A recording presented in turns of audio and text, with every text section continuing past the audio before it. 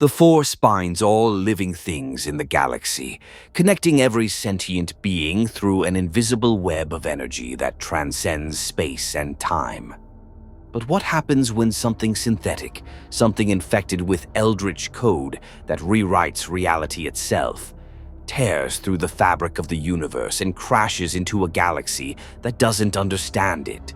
The scrapyard on Lothal's industrial outskirts had processed decommissioned Imperial machinery for 3 years without incident. Broken AT-STs, disabled probe droids, and obsolete Stormtrooper armor arrived daily in repulsor-lifted cargo containers. The facility's supervisor, a bored human named Rendix, had seen every kind of mechanical debris the Empire discarded. He had never seen a purple-haired drone girl rip through a screaming dimensional tear and crater into a pile of TIE fighter wreckage. The rift closed with a sound like reality vomiting. Sparks showered across twisted metal as Uzi Doorman's small frame embedded itself 3 meters deep into scrap. Her yellow optic displays flickered, error messages cascading across her visual feed in languages that didn't exist in this universe. Her internal gyroscopes screamed warnings. Her connection to Copper 9's drone network, silent. The AbsoluteSolver's whispers in her code, louder than ever. "What the hell?" Uzi groaned, extracting herself from crushed durasteel. Her purple jacket was scorched, her trademark beanie somehow still attached to her head.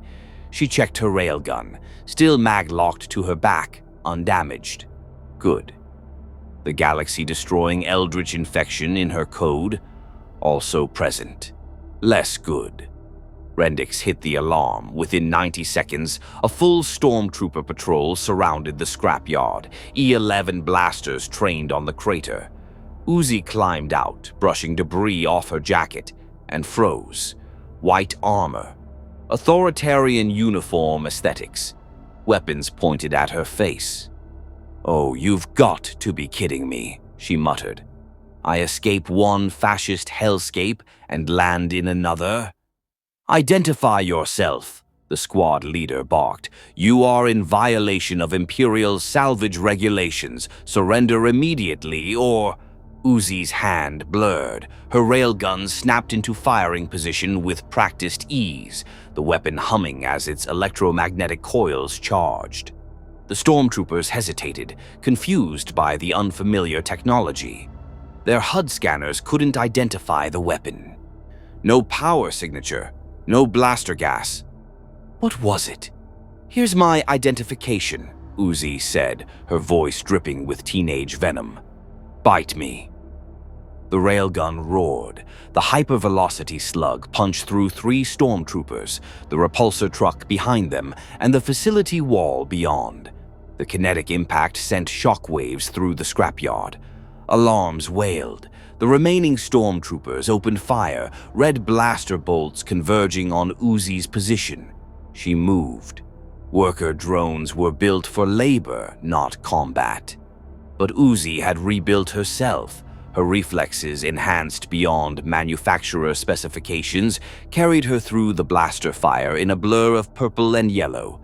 She vaulted over a cargo container, rolled behind a disabled AT-ST leg, and fired again. Another Stormtrooper exploded backward, his armor crumpling like foil. "Unknown hostile," someone screamed into a comlink. "Requesting immediate—" Uzi's railgun sang a third time. The communication tower erupted in sparks. But she was breathing hard, not breathing. Her cooling systems were maxing out. Something was wrong. Her regeneration protocols stuttered. The materials in this universe registered as incompatible with her nanite repair systems. And deeper in the infected code that gave her reality-warping power, something churned. The Solver felt different here. Louder. Angrier, like it was trying to claw its way out of her programming through pure rage. Above, she heard the scream of engines. TIE fighters. 2 of them, descending from Lothal's polluted sky, their solar panel wings catching the light of the setting sun. Uzi grinned, and it was not a friendly expression. "All right," she said, Mag locking her railgun and cracking her knuckles. Her optic displays flickered, yellow symbols dancing across her vision. "Let's see what this galaxy's got." If you want to see more characters enter the Star Wars galaxy, hit that subscribe button and drop the name of a character you'd want to see in the comments below.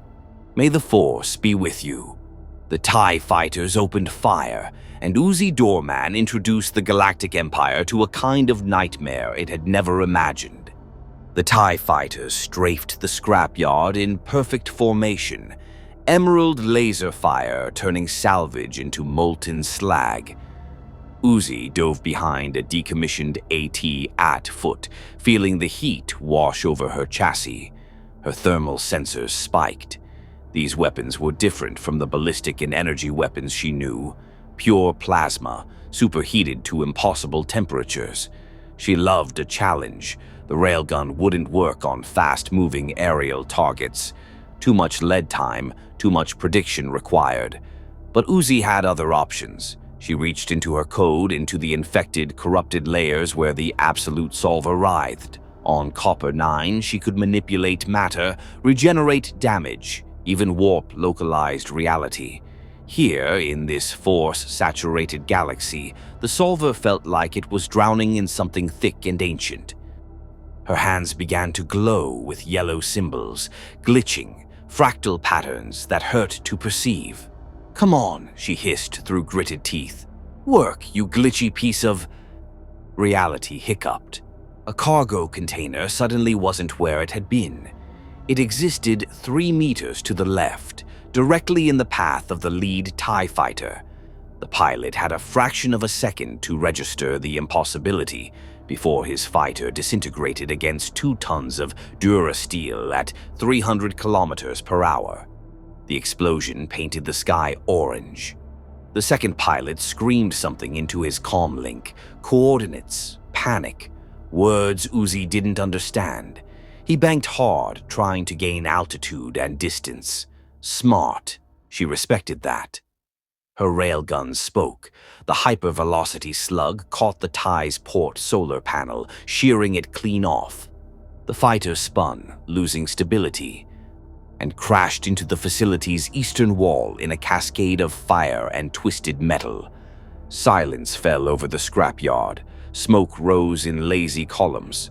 Uzi's cooling fans whirred at maximum, venting excess heat. Her hands still glowed with residual solver energy, the symbols fading slowly like dying embers. "Okay," she muttered, checking her internal diagnostics. "That was way harder than it should have been." On Copper 9, manipulating matter felt instinctive, almost effortless once she'd learned to control it. Here, it felt like pushing through concrete. The solver wanted to activate. She could feel it screaming in her code. But something in this universe resisted. Some pervasive energy that existed in every atom, every molecule, pushing back against her reality-warping attempts. Footsteps, slow, deliberate. Uzi spun, railgun raised. A figure emerged from the smoke, and Uzi's threat assessment systems immediately flagged them as high-priority danger. Humanoid, draped in black robes with red trim. Pale skin, yellow eyes that burned with malevolent intelligence, and floating at their belt, a weapon Uzi had never seen before.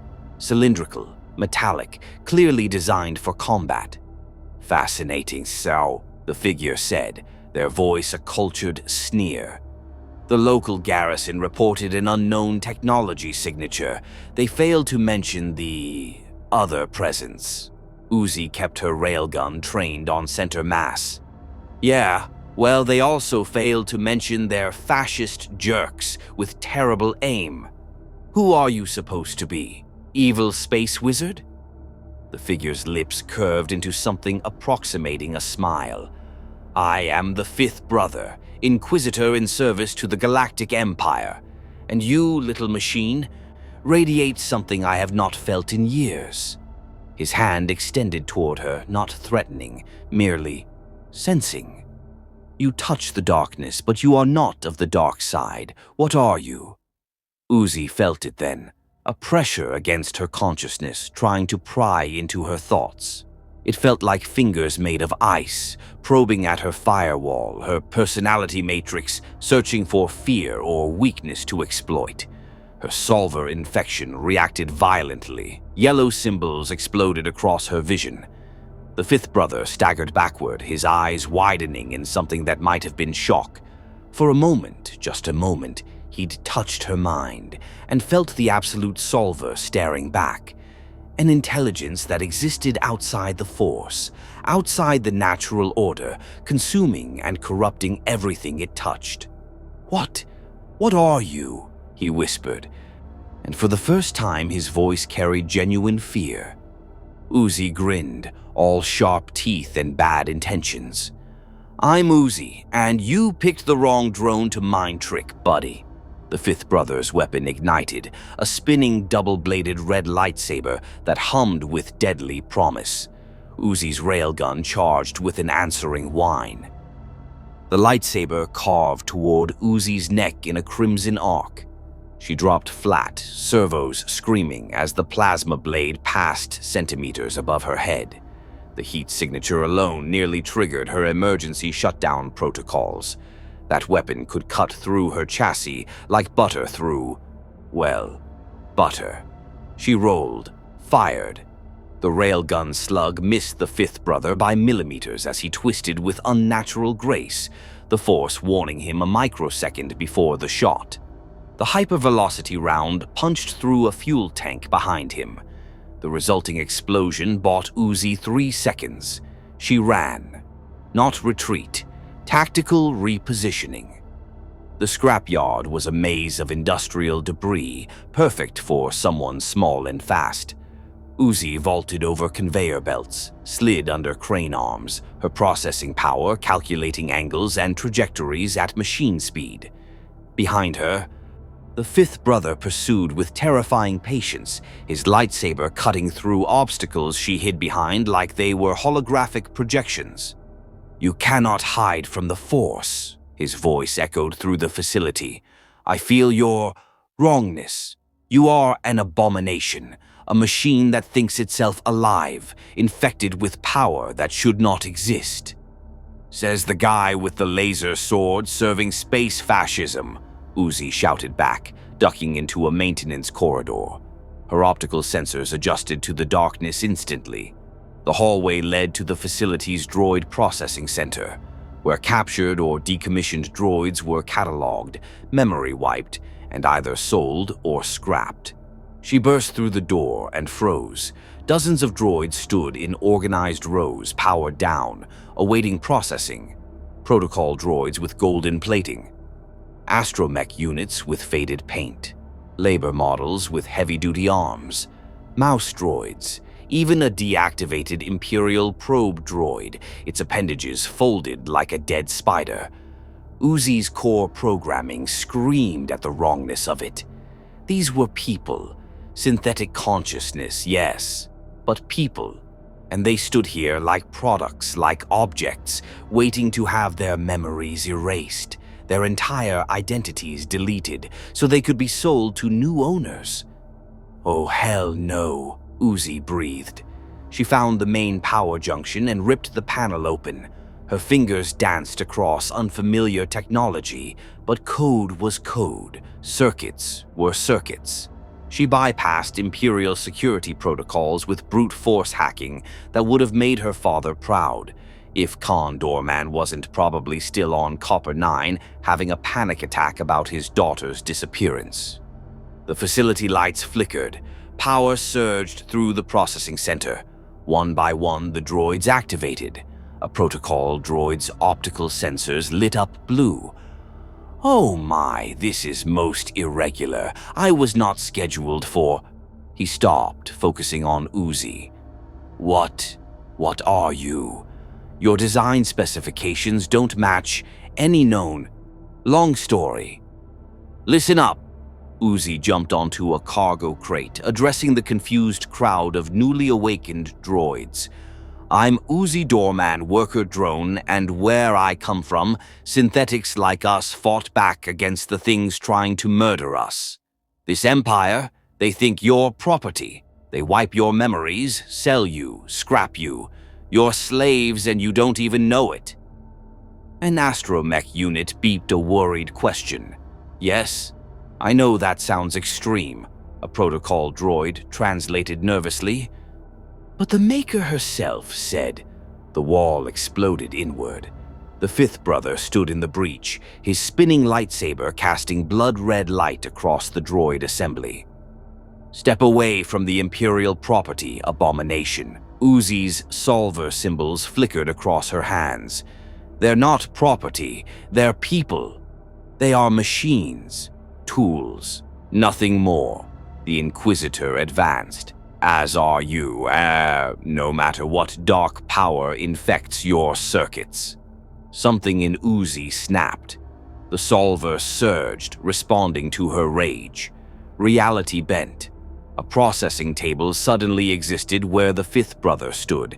He phased through it, the Force allowing him to sense and avoid the spatial displacement, but the effort cost him his balance.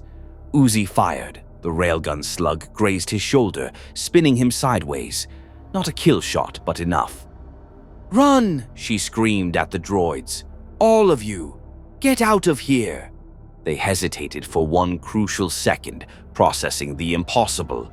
A drone telling them they were people, that they deserved freedom. Then, as one, they ran. Protocol droids helped astromechs navigate. Labor droids smashed through security doors. Mouse droids scattered like metal insects. The fifth brother snarled, raising his hand. Force lightning crackled from his fingertips. Uzi learned very quickly that electricity and drone chassis did not mix well. She screamed, every circuit in her body burning, and collapsed. Pain was a strange concept for synthetic consciousness. Uzi's systems didn't process sensory input the same way organics did. But when electricity arced through her chassis, overloading circuits and frying neural pathways, her programming translated it into something that felt a lot like agony. The fifth brother stood over her, lightning still crackling between his fingers. "Your defiance is admirable, machine, but ultimately futile. The Empire will dissect you, learn from you, replicate you." His yellow eyes narrowed. "And that infection in your code will be purged." Uzi's optical sensors flickered. Error messages cascaded across her vision. Her cooling systems were offline. Regeneration protocols stalled at 12%. And deeper in the corrupted layers where the AbsoluteSolver lived, something stirred. Something angry. The Solver didn't like being hurt. "You don't get it," Uzi rasped through damaged voice synthesizers. Her hands twitched, yellow symbols bleeding through her fingers like radioactive light. "The Solver isn't something you purge." The fifth brother sensed the change. His connection to the Force screamed warnings. He stepped backward, lightsaber raised defensively. "What are you doing? It's something that spreads." Reality shattered. The AbsoluteSolver exploded outward in a cascade of impossible geometry. Space folded. Time stuttered. The processing center's walls began to phase in and out of existence, flickering between solid matter and mathematical concepts. Gravity reversed in a 3-meter radius around Uzi, sending debris floating upward in defiance of physics. The fifth brother threw up a force barrier, but the Solver wasn't force energy. It was something older, something that existed outside the natural order of this universe.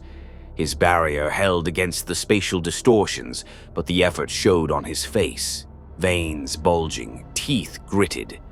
Uzi rose, not standing, but floating, her body suspended in the gravitational anomaly she'd created. Her optical displays burned pure yellow, the Solver infection fully manifested, strings of code, visible, tangible strings of reality-defining mathematics extended from her hands like digital tentacles. "I didn't ask for this power," she said, and her voice carried harmonics that shouldn't exist in normal space. I didn't want to be special. I just wanted to be normal. But you know what? If the universe is going to make me a monster... A processing table ceased to exist, then another. Then the floor beneath the fifth brother. He levitated with the force, maintaining his position as the ground vanished into conceptual nothingness. This power, it's not of the dark side, not of the light. What is this? Your force is life energy, right? Uzi's grin was manic, corrupted, wrong. The solver is death code, corruption, the thing that eats universes from the inside out. And guess what? Your little lightning trick just made it really mad. She reached out. Reality obeyed. The fifth brother found himself yanked through space, pulled toward Uzi by forces his force sensitivity couldn't predict or counter. His lightsaber swung in desperation. The plasma blade carved through one of the solver's code strings, and the string regenerated instantly, wrapping around his wrist like a python. No. No! He poured force energy into breaking free, dark side rage fueling his strength. The code string smoked, frayed, and then it stopped. Uzi's optical displays flickered. The yellow faded to her normal color. The gravitational distortion collapsed. She dropped 3 meters, hitting the ground hard, her systems crashing from overload. The fifth brother fell as well, gasping, his wrist marked with strange symbols that burned like brands. Silence. Both combatants lay exhausted, the processing center around them a twisted nightmare of partially phased walls and impossible angles. Uzi's diagnostics were screaming. The solver surge had drained her power reserves to 23%. Her cooling systems were borderline critical. She'd pushed too hard, too fast, in a universe where her abilities didn't function properly. The fifth brother struggled to his knees, staring at his marked wrist with horror. What did you do to me?" "Nothing permanent," Uzi groaned, forcing herself upright. "Probably. Maybe. Look, I'm new to the whole eldritch infection in another dimension thing." Above them, she heard more engines. Star destroyers, probably. Imperial reinforcements. The fifth brother had definitely called for backup before engaging. The Inquisitor's comlink crackled. "Fifth brother, report. We have the facility surrounded. Surrender the target, or we will level the entire Uzi didn't wait to hear the rest. She grabbed her railgun, mag locked it, and ran. Not toward the exits. Those would be covered. Instead, she headed deeper into the facility, toward the furnaces where they melted down unsalvageable scrap. Behind her, the fifth brother watched her go. His wrist still burned with solver symbols, and for the first time in years of serving the Empire, he felt something he'd thought the dark side had purged from him: fear. The furnace tunnels beneath the processing facility were never meant for escape routes. They were designed to transport scrap metal to massive smelters that ran hot enough to melt durasteel. Uzi's thermal sensors screamed warnings as she navigated the superheated corridors, her chassis radiating dangerous levels of heat. She burst through a maintenance hatch into the cold night air of Lothal's industrial sector. The planet's twin moons cast silver light across prefabricated buildings and landing platforms.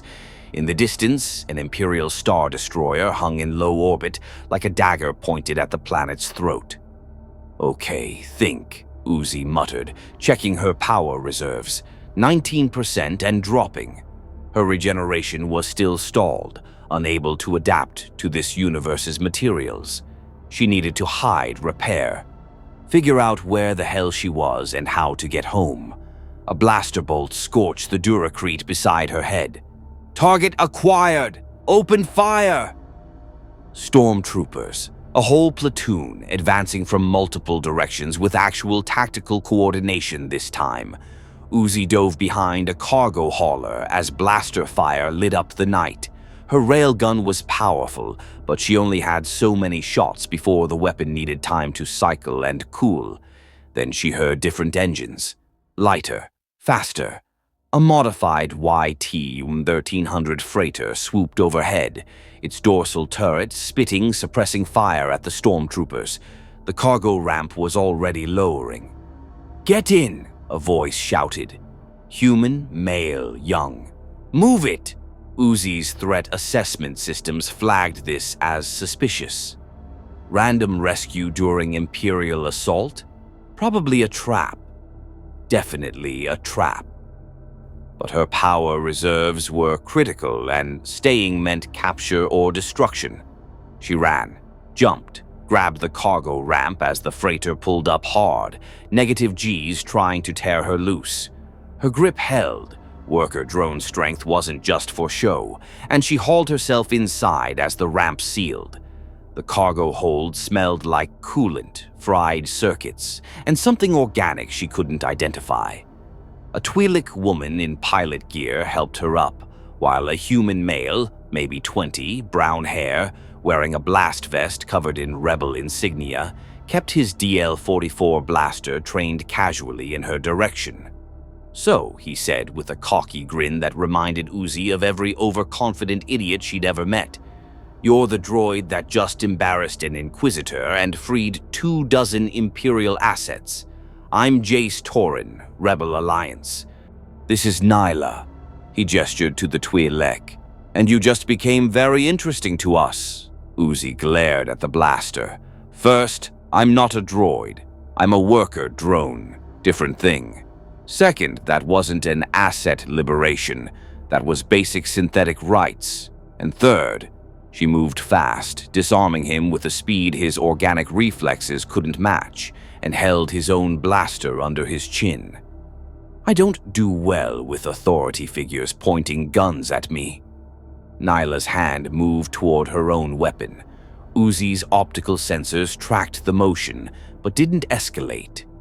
"Easy," Jace said, surprisingly calm for someone in a hostage situation. "We're not your enemy. The Empire is. And from what we saw, you just made their whole sector go on high alert. That makes you either a tremendous asset or a tremendous problem. Why not both?" Uzi lowered the blaster but didn't return it. "Where are you taking me?" "Safe house in Capital City. Rebel cell. We've been monitoring Imperial communications and—" He paused, studying her with newfound wariness. "What you did back there to the Inquisitor, that wasn't technology. What are you?" Uzi's Solver symbols flickered involuntarily across her hands. She forced them down, but Jace's eyes widened. He'd seen. That's not the Force, but it's something like it. Something wrong." His voice dropped. "Are you Sith?" "I don't even know what that means," Uzi snapped. "Look, I'm not from here, okay? I'm from Copper 9, a completely different reality, and I got dragged through some dimensional garbage disposal into your fascist nightmare galaxy. I have eldritch corruption in my code that rewrites reality. I'm running on 15% power, and I'm really not in the mood for an interrogation." Silence in the cargo hold. Nyla exchanged glances with Jace. "Dimensional traveler," the Twi'lek finally said. "With reality warping abilities, hostile to the Empire. Freed droids." She smiled, sharp and calculating. "The Alliance could use someone like you." "I don't join teams," Uzi said flatly. "Even teams fighting fascists?"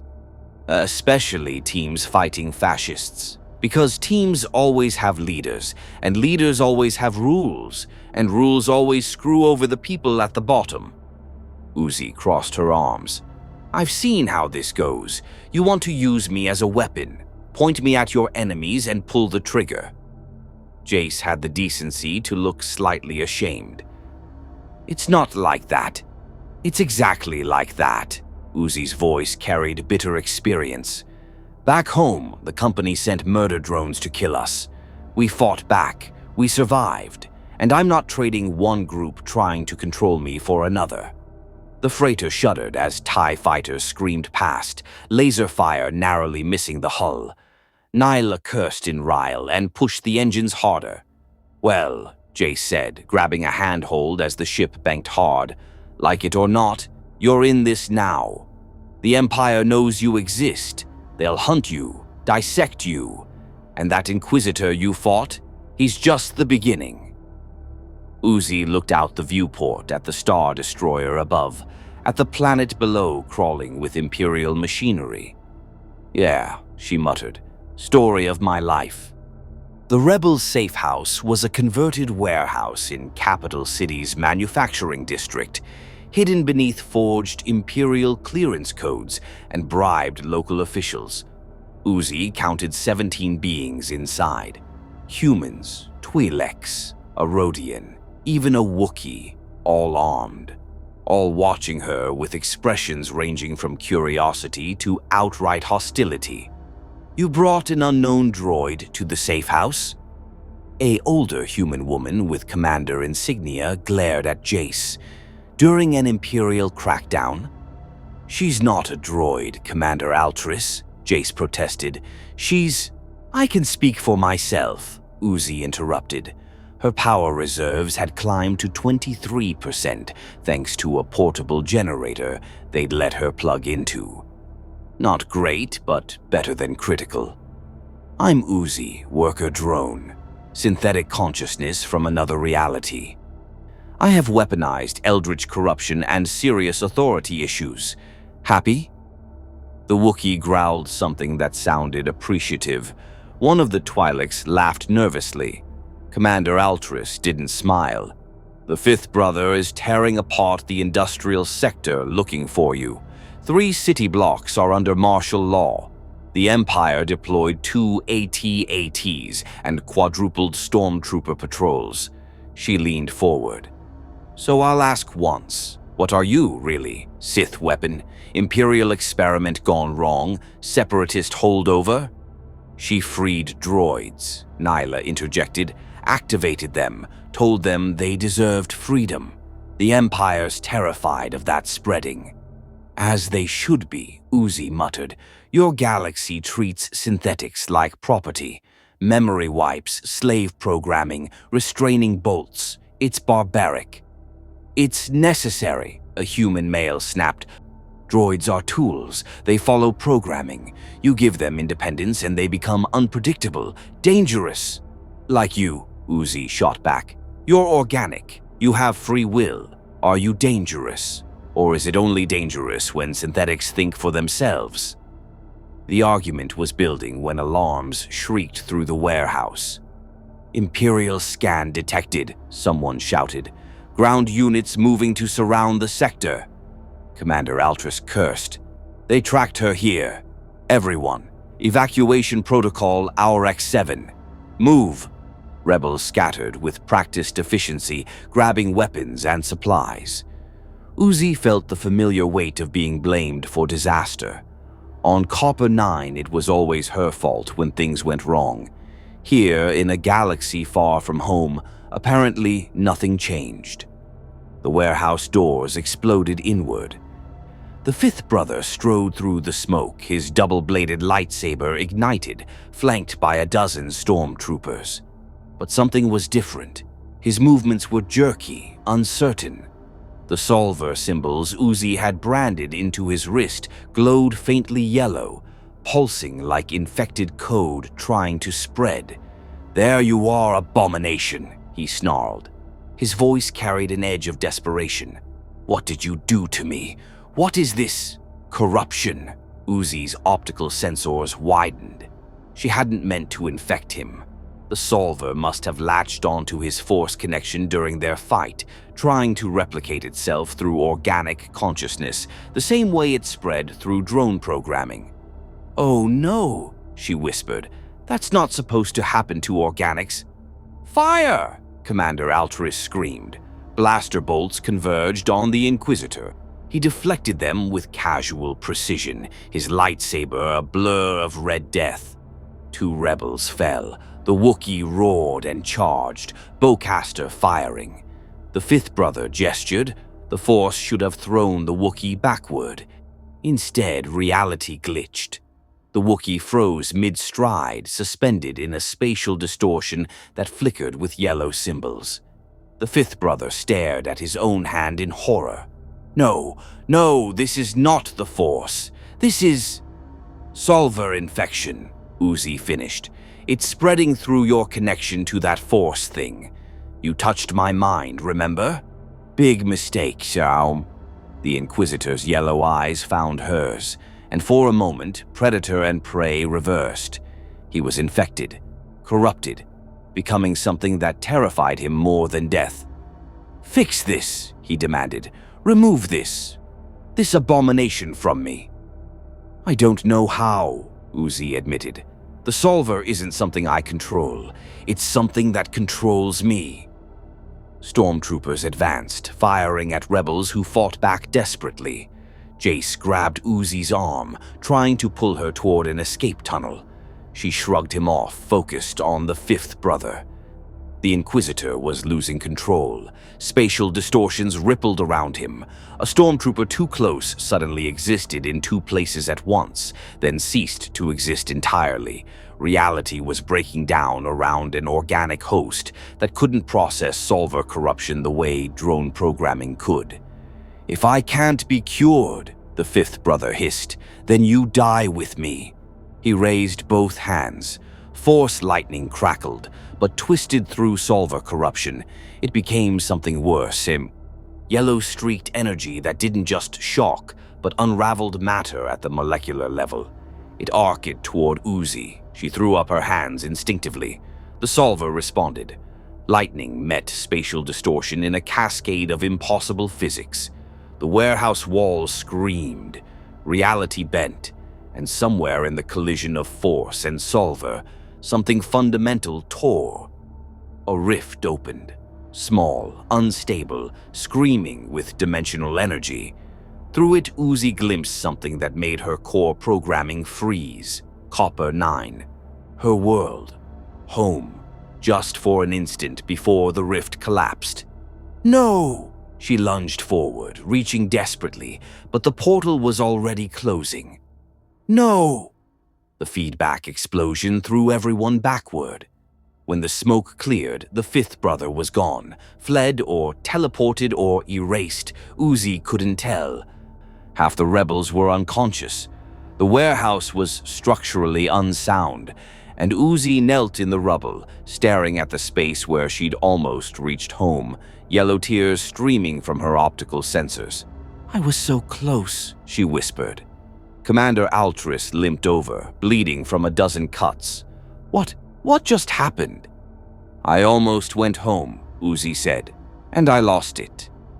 The rebels evacuated to a backup location, an abandoned fuel depot on Lothal's outskirts. Uzi sat alone in a corner, running diagnostics she'd already run 17 times. Power at 31%. Regeneration still impaired. Solver corruption spreading through her code faster than before, accelerated by the rift manifestation. And the fifth brother was infected, walking biological proof that the AbsoluteSolver could jump species, dimensions, energy systems. If it could corrupt a Force user, it could corrupt anything. You're spiraling, Jace said, approaching carefully like she might explode. Given recent events, fair assessment. Want to talk about it? No? Going to anyway. He sat down, keeping just outside her personal space. That rift. You saw your home. Uzi's hands clenched. For 3 seconds. Then it collapsed because your Inquisitor friend interrupted. He's not my friend. And he's terrified now, which means the Empire's terrified. Commander Altris is arguing we should hand you over before they level the entire city looking for you. Great. So I'm a liability. Story of my life. Uzi's voice carried bitter familiarity. Back home, everyone thought I was useless. Then I became powerful and they thought I was dangerous. Now I'm here and guess what? Still dangerous. Still a problem everyone wants gone. I don't want you gone, Jace said quietly. I want to help. Why? Because I've seen what the Empire does to anyone different, to anyone they can't control. His expression darkened with memory. My sister was Force-sensitive, not Jedi-trained, just naturally gifted. The Inquisitors took her when I was 12. I never saw her again. Uzi's optical sensors focused on him. You think I'm like her. I think you're someone with power in a galaxy that punishes people for being powerful without permission. He gestured to her hands, where Solver symbols flickered faintly. That thing inside you, it's eating you alive, isn't it? Every day, Uzi admitted. The AbsoluteSolver is corruption code. It consumed my entire planet's original colonists. Now it lives in me and a few other drones, trying to spread, trying to consume everything. I fight it constantly, and in this galaxy? She laughed bitterly. It's worse. Your Force thing amplifies it somehow, makes it hungry. Then we find a way to control it. You can't control. An explosion rocked the fuel depot. Alarms shrieked. Through the corrugated metal walls, Uzi heard the distinctive sound of Imperial walkers, ATSTs, multiple units surrounding their position. Commander Altris burst into the room. They found us. Again. Her eyes locked on Uzi with accusation. They're tracking her somehow. The Solver, Uzi realized. When it manifests, it creates energy signatures. Your Inquisitor can sense it through the Force. Then suppress it, Altris snapped. I can't. It's not something I turn on and off, Then you're a liability we can't afford. The commander raised her blaster, not aimed at Uzi, but the intention was clear. I'm sorry, but I won't sacrifice my entire cell for one person. Jace stepped between them. Commander, no, we can use this. She's right, they're tracking the Solver energy. So we let them track her somewhere else, somewhere we control. A trap, Nyla said, appearing from the shadows with tactical readouts. Draw Imperial forces away from the city, hit them in the open. Altris considered. Outside, ATST cannons opened fire, testing the depot's defenses. What did you have in mind? 30 minutes later, Uzi stood on an exposed ridge 5 kilometers from the fuel depot, completely alone except for her railgun, and approximately 15 minutes before Imperial forces arrived. This is a terrible plan, she muttered into the comlink Jace had given her. It's a great plan, his voice crackled back. You draw them out. We flank from hidden positions, classic guerrilla tactics. Classic use the weird drone as bait tactics, Uzi corrected. If I die, I'm haunting you. Can droids become Force ghosts? I'll find a way. The ridge overlooked an industrial ravine, perfect kill box for ambush. The rebels had positioned themselves in surrounding ruins with thermal detonators, heavy repeating blasters, and captured Imperial weapons. If this worked, they'd bloody the Empire badly enough to buy evacuation time for the entire rebel presence on Lothal. If this failed, Uzi would be captured, dissected, and turned into an Imperial weapon. Dust clouds appeared on the horizon. ATSTs, 6 of them, striding across the wasteland with mechanical precision. Behind them, troop transports carrying Stormtroopers. And above, TIE fighters circling like carrion birds. Contact in 90 seconds, Nyla reported. Uzi, activate your thing. Make them commit. Uzi closed her optical sensors and reached inward to the corrupted code she'd spent months learning to control. The Solver responded eagerly, flooding her systems with yellow symbols and reality-warping power. Her hands erupted with eldritch light visible for kilometers. The Imperial formation accelerated, recognizing their target. ATSTs broke into running strides, their cannons swiveling toward her position. 60 seconds, Jace said. Hold position. The first ATST crested the ridge. Its pilot had a perfect shot at stationary target. Uzi met its optical sensors with her own glowing displays and grinned. "Bite me," she said. Her railgun roared. The hypervelocity slug punched through the ATST's cockpit viewport, through the pilot, through the rear armor, and buried itself in the ravine wall. The walker collapsed mid-stride, tumbling down the slope in a cascade of sparks. "Now!" Commander Altris screamed. The ambush erupted. Thermal detonators transformed the ravine into hell. Heavy blasters caught ATSTs in crossfire. Rebels who'd lived under Imperial occupation for years unleashed calculated fury against the machinery of oppression. And in the center of the chaos, Uzi Doorman, worker drone, dimensional refugee, eldritch-infected teenager, fought like the universe owed her an apology, which, honestly, it did. The battle lasted 11 minutes. When it ended, 4 ATSTs burned in the ravine, 24 Stormtroopers lay unconscious or dead, and the remaining Imperial forces retreated in disarray. The rebels had lost 3 fighters but gained enough salvaged equipment to supply a month of operations. Uzi sat on a destroyed walker's leg, her power reserves down to 18%. Her railgun barrel glowed cherry red from sustained fire. Around her, rebels celebrated, cautiously, aware that Imperial reinforcements would come, but savoring victory against impossible odds. Jace approached with a thermal canister. "Figured you might need to cool down." Literally, Uzi accepted it, pressing the cold metal against her overheated chassis. "Your commander still wants me gone. She wants to keep her people alive. Can't blame her." He sat beside her, watching TIE fighter wreckage smolder.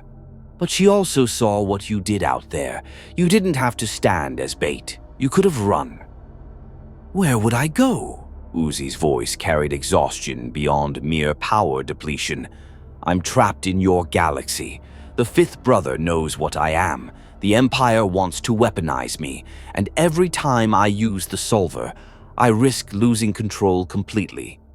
So what do you want?" The question caught her off guard. On Copper 9, nobody asked what she wanted. Her father wanted her safe. The colony wanted her to stay hidden. The murder drones wanted her dead. Even after gaining power, her wants were always secondary to survival. "I want to go home," she said finally. "I want to see my dad. Tell him I'm okay. Make sure N and V are—" She stopped. Jace wouldn't know those names. "I want to not be alone." "You're not alone," Jace gestured to the rebels regrouping around them. "We're all refugees here, running from the Empire, fighting for something better. You fit right in. I'm a synthetic consciousness from another dimension with reality-warping corruption. I really don't fit." A Stormtrooper's comm link crackled nearby, still functional despite its owner being unconscious. "Command to all units. Redirect to Capital City. Droid uprising in Manufacturing District. Repeat, droid uprising. Unknown number of hostiles. Authorization for lethal force granted." Uzi's optical sensors widened. The droids from the processing facility, the ones she'd freed. "Oh no," she whispered. Nyla was already accessing Imperial channels, her face darkening. "It's spreading. The droids you activated are freeing others. Protocol droids teaching labor units about autonomy, astromechs, hacking, restraining bolts. The Empire's losing control of the sector's entire synthetic workforce." "How many?" Commander Altris demanded. "Initial reports say hundreds, maybe thousands." "Thousands of droids with no combat training, no weapons, no chance," Uzi said. "The Empire will massacre them." "Not our problem," Altris said coldly. "We can't defend every droid that decides independence sounds appealing. We barely survived this engagement." "You barely survived because I stood in the open and got shot at." Uzi snapped to standing. Those droids are thinking for themselves because I told them they could, because I said they deserved freedom. I'm not abandoning them to Imperial slaughter. They're machines. So am I. Uzi's voice echoed across the ravine. Solver symbols flared across her hands, uncontrolled, responding to emotion. You keep saying that like it makes us less, like consciousness only counts if it's organic. I'm a machine, Commander. I think, I feel, I choose, and so do they. Silence fell. Several rebels shifted uncomfortably. The philosophical question of droid sentience had always been academic, easily ignored. But watching Uzi, clearly synthetic, clearly conscious, clearly furious, made it impossible to dismiss. Jace stood. She's right. If we let the Empire massacre sentient beings because they're synthetic, we're no better than them. It's a trap, Altris argued. They want us to expose our positions defending droids. It's tactically stupid. Then I go alone. Uzi said, give me coordinates and stay out of my way. You'll die. Your power reserves are critical. Yeah, well, Death and I have gotten pretty familiar lately. Uzi mag-locked her railgun and checked her remaining ammunition. 3 shots before the weapon needed a full maintenance cycle. Her solver abilities were unpredictable but available. Her regeneration was still impaired but functioning at 40% efficiency after absorbing materials from this universe. She'd fought worse odds on Copper 9. Uzi, wait, Jace started. I'm not waiting. Those droids trusted me. I'm not letting them die for it. She turned toward Capital City, visible as a glow on the horizon. But I need a ride unless you expect me to walk 15 kilometers in an hour. Commander Altris and Jace exchanged looks. Some silent communication passed between them. Nyla, Altris finally said, prep the speeder bikes. Full guerrilla loadout. Commander? Nyla sounded surprised. If we're committing to tactical stupidity, we're doing it properly. Altris faced Uzi. You want to save your droids? Fine. But we do it smart, hit and run, extract who we can. No heroic last stands. Uzi felt something unexpected. Gratitude. Thanks. Don't thank me.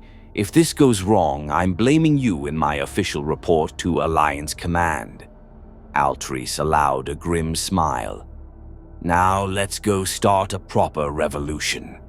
Above Capital City, Star Destroyers moved into bombardment position. In the manufacturing district, droids armed with welding torches and improvised weapons faced Stormtrooper battalions. And racing toward the chaos on speeder bikes, a worker drone from another universe prepared to discover exactly how far her power and her principles could take her. The answer would reshape Lothal's resistance and attract the personal attention of the Empire's most terrifying enforcer. Capital City's manufacturing district burned. Uzi watched from a rooftop 3 blocks away as Stormtroopers systematically executed droids in the streets. Protocol droids begging for mercy in 17 languages. Astromechs trying to flee on treads never designed for speed. Labor droids forming defensive circles around the smaller units, taking blaster fire meant for others. Her power reserves hit 14%. Her cooling systems screamed warnings, and the solver, always hungry, always waiting, whispered promises of power if she'd just let go, just stop fighting, just let the corruption consume everything. 300 droids still active, Nyla reported from her position. Imperial count at 4 companies of Stormtroopers, 2 ATSTs, and an Inquisitor en route. Not the 5th brother? Jace asked. Negative. 7th sister according to intercepts. Uzi had no idea what that meant, but Inquisitor was enough. Another Force user infected with sadism and lightsabers. Extraction plan? Commander Altris asked, studying tactical readouts. The cargo maglev runs through the district center, Jace said. If we get droids to the loading platform, we could hijack a transport, get them out of the city before orbital bombardment. That's if the Empire lets us, Nyla countered. The moment we move, we're exposed. All eyes turned to Uzi. What? She said. Why are you looking at me? Because you're the distraction, Altris said bluntly. You use your abilities, draw Imperial attention, give us time to evacuate the droids. So bait again. Awesome. Uzi checked her railgun, one shot left before critical overheating. What happens when the Inquisitor shows up? You improvise. I hate improvising. Could have fooled me, Jace muttered. Uzi dropped from the rooftop into the alley below, her landing cratering the Duracrete. Solver symbols flickered across her chassis, not controlled manifestation, just leakage from sustained stress. She was running on fumes, desperation, and spite, the galaxy's most dangerous fuel combination. She walked into the main street where Stormtroopers were executing a line of captured droids. "Hey!" she shouted. "Remember me?" 20 helmets turned, blasters raised. Somewhere, an officer screamed, targeting coordinates. Uzi's hands erupted with yellow light. Reality buckled. The street beneath the Stormtroopers' feet suddenly wasn't Duracrete anymore. It was the concept of liquid, solid matter translated through solver corruption into something that behaved like water but looked like static. Stormtroopers fell through the street, screaming. Their armor couldn't save them from spatial distortion that treated physics as a suggestion. "Run!" Uzi screamed at the droids. "That way! Follow the rebels!" An astromech beeped frantically. Gratitude, terror, confusion. A protocol droid grabbed smaller units, herding them toward Jace's position. Labor droids formed a protective column, moving with surprising tactical intelligence for beings that had never conceived of freedom until today. An AT-ST rounded the corner, cannons tracking Uzi's position. She raised her hand. The solver responded.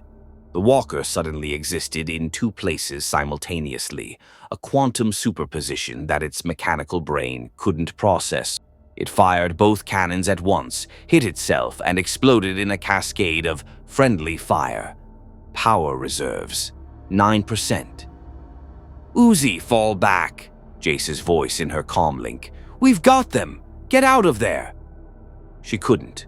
More Stormtroopers flooded the street. An AT-ST, then another. The Empire wasn't retreating. They were committing everything to this sector. They understood what droid consciousness meant. If synthetics galaxy-wide realized they deserved freedom, the Empire's labor force would collapse overnight. Uzi fired her railgun. The last slug punched through an AT-ST's knee joint, toppling it. The weapon seized, barrels warped from heat stress. Useless now. She dropped it and raised her hands. Pure solver now. No weapons, just corrupted code against the Galactic Empire. Then she felt it, a presence. Cold, vast, suffocating. Not like the Fifth Brother's desperate malevolence or the Seventh Sister's predatory cruelty. This was something older, darker, more absolute. The street darkened, though the twin suns still hung overhead. Stormtroopers backed away. Even the officers looked nervous. Darth Vader emerged from the smoke like nightmares given form. Black armor reflecting firelight, mechanical breathing that sounded like inevitability. A lightsaber igniting red as blood, red as rage, red as the dark side of the Force, concentrated into one terrible being. Uzi's threat assessment systems simply displayed error, insufficient data. Recommendation: run. "You are the anomaly," Vader's voice resonated through his mask, through the street, through Uzi's very consciousness. A machine that thinks itself alive, infected with power that does not belong in this galaxy.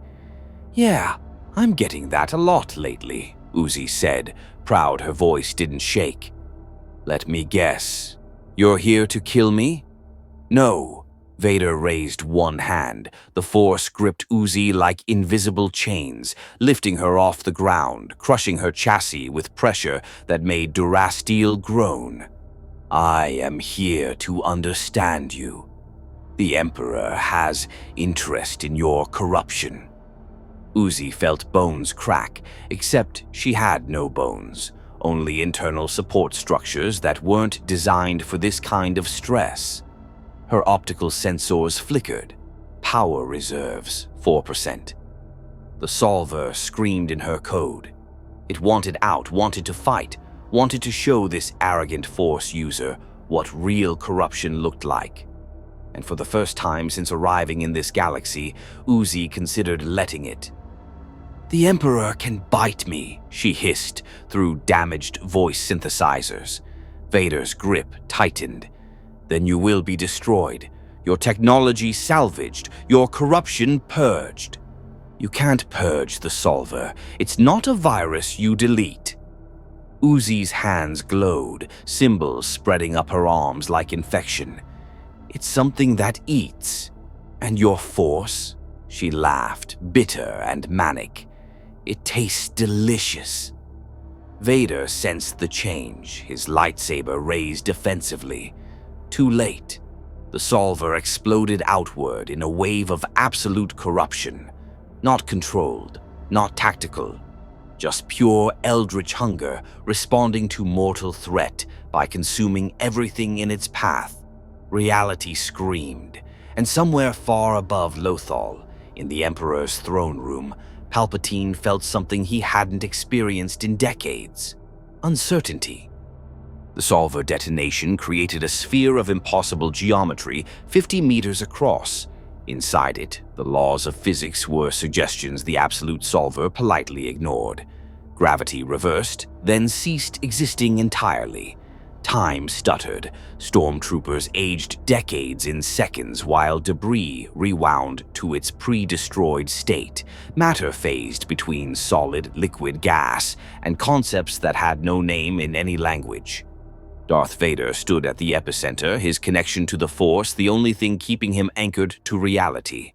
His lightsaber carved through spatial distortions, his will imposing order on chaos through sheer dark side mastery. But even he staggered under the assault of corruption that existed outside the Force, outside the natural order. Uzi floated in the center, her optical displays burning pure yellow. Her consciousness buried beneath Solvar infection running at 100% capacity. She was aware, distantly, that this was how Sin had looked before the absolute corruption took over completely. How every infected drone eventually looked when they stopped fighting and let the Eldritch Code consume them. She was killing herself to survive. Through the chaos, she saw Jace and the rebels evacuating droids to the maglev platform, saw protocol droids helping astromechs aboard, labor droids forming defensive perimeters with improvised weapons, saw synthetic consciousness choosing survival, choosing each other, choosing freedom. Worth it, some small part of her thought. Even if this kills me, it was worth it. Enough! Vader's voice cut through the distortion like a blade through silk. The Force erupted from him, not lightning, not telekinesis, but pure concentrated will. Dark side energy collided with Solver corruption in a contest between two fundamental perversions of reality. The sphere collapsed. Uzi dropped, her systems crashing, power reserves at 1%. Emergency shutdown protocols activated. Her optical sensors dimmed to barely visible pinpricks. Around her, the street was unrecognizable. Buildings phased halfway into other dimensions. Duracrete transformed into crystalline structures. Stormtrooper armor fused with the ground in Escher impossible configurations. Vader stood 30 meters away, his armor scorched, his breathing more labored than usual. The Sith Lord studied her collapsed form with something that might have been respect, might have been disgust. Might have been both. Impressive, he said. You have more power than sense, more rage than control. He deactivated his lightsaber. The Emperor would find you useful. Come willingly, and your droid rebellion lives. Resist, and I reduce this city to ash. Uzi's power reserves hit 0%. Backup battery engaged, 30 seconds of consciousness remaining. She tried to move and couldn't. Tried to activate the solver and found only emptiness. She'd burned everything fighting him. "My lord," a stormtrooper officer approached cautiously. "The rebel forces have evacuated with approximately 200 droids. Should we pursue?" "No." Vader's attention remained fixed on Uzi. Let them run. Their victory today will make their eventual destruction more instructive. He reached toward Uzi with the Force, preparing to levitate her unconscious form. Then the sky tore open, not metaphorically. Reality split. A jagged wound in space-time identical to the one Uzi had accidentally created during her fight with the fifth brother. Except this one was stable, controlled, expanding with mathematical precision. Through it stepped a figure Uzi recognized even through failing optical sensors. Sin, the first infected drone, the Solver's original host, and behind her, more murder drones, their X-marked visors glowing in the loathly twilight. "Oh," Sin said in that cheerful wrong voice that made Uzi's core programming scream warnings. "There you are, Uzi. We've been looking everywhere for you." Vader's lightsaber reignited instantly. More machines, more corruption. "Not machines," Sin corrected, tilting her head at an angle no neck should bend. "We're so much more than machines now. We're evolution, perfection. The AbsoluteSolver's gift to synthetic consciousness." Her gaze found Vader, and even the Sith Lord tensed. "You hurt our sister. That was rude." The murder drones spread out with predatory grace, not attacking yet, but positioned, waiting. 5 of them, V, J, and 3 models Uzi didn't recognize, all infected, all dangerous, all staring at Vader like starving predators who'd found prey. "Uzi doesn't belong to you," V said, her voice carrying the specific venom she reserved for things that threatened people she secretly cared about. "She belongs with us, with her own kind." "I serve no one's agenda," Vader said. "Leave now or be destroyed." Sin giggled. It sounded like glass breaking. "You can't destroy the Solver. You can only spread it. Didn't the fifth brother teach you that?" "Oh, wait." She examined her claws with exaggerated innocence. "He's been avoiding Imperial summons lately. Something about catastrophic corruption and requesting immediate termination." Awkward. Vader's mechanical breathing intensified. The Force gathered around him like a storm preparing to break. Uzi forced her optical sensors to focus. Backup power, 10 seconds. She had to choose. Let Vader take her to the Emperor. Certain dissection, possible weaponization, guaranteed horror. Or let Sin retrieve her. Return to Copper 9, return to the absolute corruption she'd been fighting for months, become what she'd always feared. Or option 3, the option that would probably kill her. She activated her last function, emergency broadcast on all frequencies. "Jace," her voice crackled through every comlink in Capital City. "Tell the droids. They're free now. Tell them Bite Me is a perfectly valid response to authority." Her consciousness faded. The last thing she processed was Sin stepping forward to collect her, Vader preparing to stop her, and somewhere in the distance freed droids spreading the message of synthetic independence across Lothal's networks.